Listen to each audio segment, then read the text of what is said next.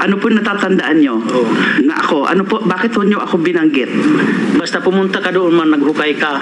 So, inabangan ka namin doon, madami kayo.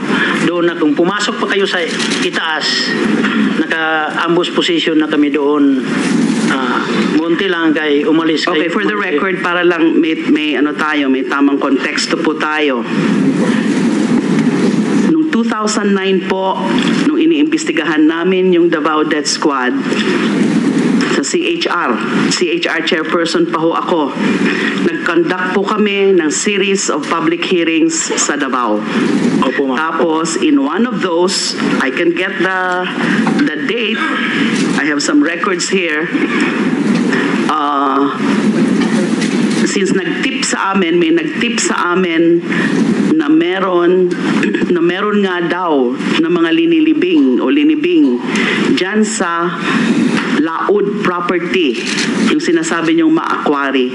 Kaya pinuntahan ho namin yon. I led a team na hinahanap ho namin yung sinasabi nilang mass grave. Nakakita ho kami doon ng isa na nahukay. Nakakita din ho kami ng in the vicinity, nakakita rin kami ng skeletons. So yun ho ba yung insidente na sinasabi nyo? Opo, ma'am. Ano yung sinasabi nyo, ambushin ako? Doon dumisisyon sila, ma'am, nga aambusin ka doon. Namin doon kung... Sino bang nagdesisyon na ambushin po? Ako, tsaka yung mga kasamahan ko. Si Mayor Duterte po, ma'am. Paano nyo po yan alam? Na inausap man doon kami sa opisina, ma'am. Pumunta kami doon.